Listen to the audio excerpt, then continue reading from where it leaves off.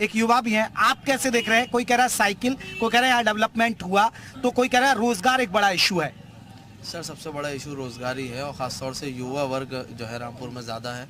और रोज़गार इसलिए इशू है कि आप यहाँ पर भी खड़े हुए हैं तो आपको दिख रहा है कि कितने रिक्शा वाले लोग हैं। ये बेरोज़गारी का ही नतीजा है। ये वो लोग हैं कि इसमें कुछ लोग बीकॉम भी करे हुए हैं, कुछ लोग ग्रेजुएट भी हैं, कुछ लोग इंटर पास भी हैं, लेकिन मजबूरी, हालात की मजबूरी ऐसी हो गई है कि रामपुर में कोई ऐसी फैक्ट्री नहीं बची है कि जो वो लोग अपना जो पढ़ाई लिखाई है वो अपने स्किल्स को यूटिलाइज कर सकें।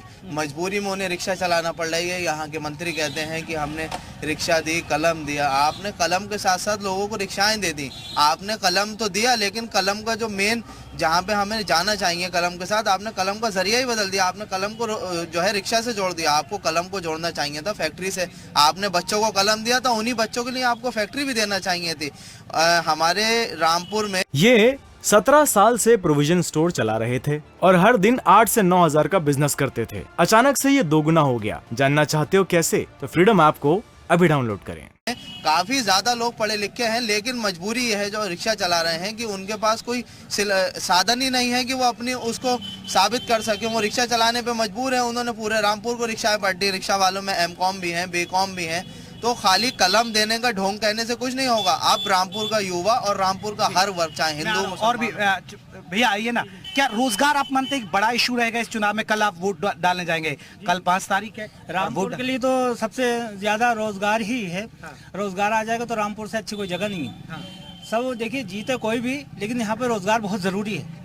जीते कोई भी, लेकिन रोजगार बहुत जरूरी है। देखिए, वाकई में रोजगार एक बड़ा इशू है जिस पर हम बात कर रहे हैं, लेकिन एक डेवलपमेंट की बात है। ये चुनाव हिंदू मुसलमान पे होगा या विकास के मुद्दे? ये हिंदू मुसलमान का चुनाव नहीं हो रहा है। ये सिर्फ विकास के ऊपर हो रहा है। अगर आप रामपुर में विकास लाएंगे या फिर रामपुर में रोजगार लाएंगे तो वाकई रामपुर देखने लायक होगा। लग क्या रहा है? हाँ, विकास ही चाहिए यहाँ के युवा को, और क्या चाहिए? सबसे साइकिल या बीजेपी? जो भी सरकार करे विकास करने के लिए। आपको क्या लग रहा है? विकास चाहिए। विकास नहीं तो साइकिल या बीजेपी? वो आप मर्जी है। अभी राज नहीं खोल रहे हैं? राज नहीं खोल रहे। चाचा आप क्या कहेंगे?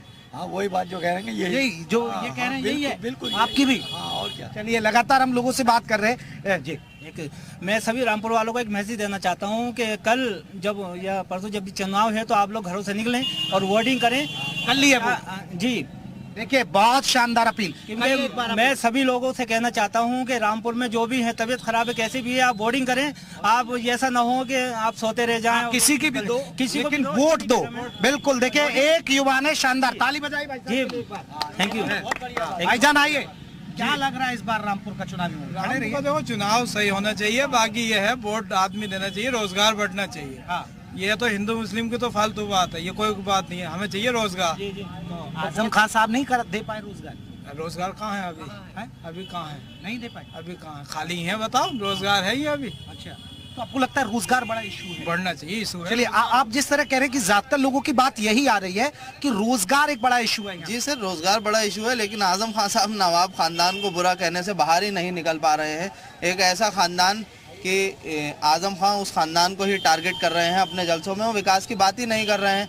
आजम खान विकास की बात क्यों नहीं कर रहे हैं कि उन्होंने रामपुर के लिए कुछ विकास, सिर्फ सड़कें देने से विकास नहीं होगा। उन्होंने रामपुर के लिए कोई फैक्ट्री लगाई, लेकिन जिन नवाबों को वो बुरा कहते हैं, जो नवाब थे यहाँ के, जहाँ पर आप इस टाइम खड़े हुए हैं, ये हामिद गेट है, ये भी नवाब की देन है। रामपुर में जो मेन इल्म का दरिया लाए वो सबसे पहले तो नवाब ही लाए। यहाँ का गवर्नमेंट रजा कॉलेज, गवर्नमेंट महिला कॉलेज, गवर्नमेंट इंटर कॉलेज, ये सब ऐसे हैं जहाँ के स्टूडेंट्स आज भी गल्फ में हैंगे। ये आजम खान जो कहते हैं कि मैंने रामपुर वालों का हाथ में कलम दिया, नहीं, यहाँ के नवाबीन ने रामपुर वालों को हमेशा से कलम देकर लिया। क्योंकि आप देख सकते हैं कि रामपुर में कितनी यूनिवर्सिटीज़ हैं, कितने कॉलेजेस हैं, ये सब नवाबों की तो देन है। तो आजम खान सिर्फ अपनी सियासत चमकाने के लिए यहाँ के नवाबों को बुरा कहते हैं और वही कहते हैं कि मैंने कलम दिया। तो इस बार का चुनाव आपको क्या लग रहा है कि हिंदू मुसलमान पे हो पाएगा? सर देखिए, कोशिश तो उनकी पूरी है। उनके हर जलसों में सिर्फ एक ही जिक्र है कि अब्दुल अब पोछा लगाएगा। यानी अब्दुल अगर भारतीय जनता पार्टी का साथ देगा तो उसका नुकसान है, लेकिन वो ये चीज़ भूल गए कि वही आजम खान है ये और वही अब्दुल है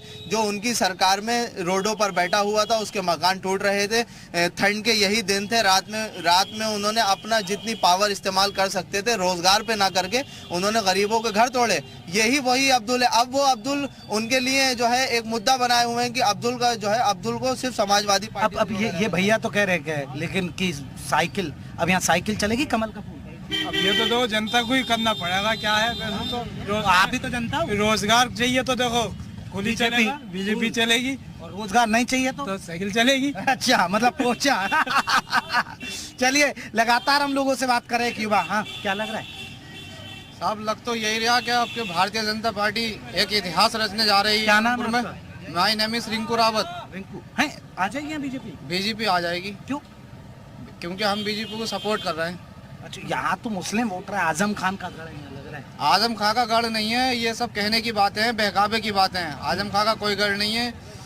ये सिर्फ अब तक जो होता चला आया है बेईमानी से, और अपनी सरकार में इन्होंने बेईमानी से ही जीत हासिल करी है।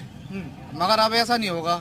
भारतीय जनता पार्टी एक इतिहास रचने जा रही है। यहाँ बीजेपी का ही प्रत्याशी जीतेगा। ये सही कह रहे हैं? मालूम नहीं है भाई। आपको मालूम नहीं है? ये तो मजदूर है, हम कुछ नहीं बोल रहे हैं। अच्छा, कुछ नहीं बोलेंगे। चलिए, लगातार लोगों से हम बात करें। हाँ भाईजान, क्या लग रहा है इस बार? हमें साहब ये ऐसा है कि हमें किसी चीज़ की कोई परेशानी नहीं है। मोदी साहब के वो हमें किसी चीज़ में सरकार में परेशानी नहीं आई। अच्छा जी। क्या नाम है आपका? मोहम्मद निसार। अच्छा, मेरा नाम विशाल वैसे कहते हैं, लेकिन हम मोदी जी के फेवरेट हैं। मुस्लिम जाएगा, आजम खान को नहीं देगा वोट? मैं अपना जो वोट है, मेरा वोट जो पड़ता है सर, मैं इनको ही देता हूँ, मोदी जी को। मोदी जी के नाम पे? जी जी, देखिए कितने शौक से कह रहे हैं। बस खुल के कह रहा हूँ। कोई ऐसी बात क्या सुविधाएं मिली आप लोगों को? मुझे बहुत अच्छा मिला है कि राशन में किसी चीज में किसी चीज की कमी नहीं आई है सर। हाँ। किसी उसमें कोई कमी नहीं आई है। हाँ। योगी जी और मोदी जी से हमें कोई परेशानी नहीं है।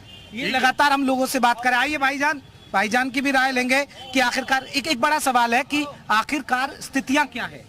देखिए, स्थितियां बिल्कुल साफ हैं कि कल जो है रामपुर में इतिहास जो 45 साल से चल रहा है वो बदलने के मूड में है रामपुर की जनता। अब किसी का ढोंग नहीं चलेगा। और मैं खुसूसन एक अपील करना चाहता हूं, जैसे भाई ने करी, कि वोट ज़रूर दें और अब दिमाग से सोच के दें। किसी भी जाति समीकरण को सोच के आप घर से कल नहीं निकलें कि हमें जो है हमारा किला बर्बाद हो जाएगा। आजम खान तो ये कह रहे हैं कि अब्दुल को फौजन नहीं, आप ये सोच के दें कि आप विकास कौन कर सकता है, और विकास वही कर सकता है कि जिसकी सरकार है। और सरकार इस टाइम जो है बीजेपी प्रत्याशी की, और आकाश सक्सेना एक प्रत्याशी भी अच्छे प्रत्याशी। वोटर ये सोचेगा कि देखिए जिसके ऊपर सरकार है उसको हम चुन के। देखिए, वोटर को सोचना तो यही चाहिए, क्योंकि जो सरकार में है, जो पावर में, वही तो काम कर पाएगा। आसिम राजा जीतने के बाद भी क्या काम कर लेंगे आसिम? ये 17 साल से प्रोविजन स्टोर चला रहे थे और हर दिन 8 से 9 हजार का बिजनेस करते थे। अचानक से ये दोगुना हो गया। जानना चाहते हो कैसे? तो फ्रीडम ऐप को अभी डाउनलोड करें।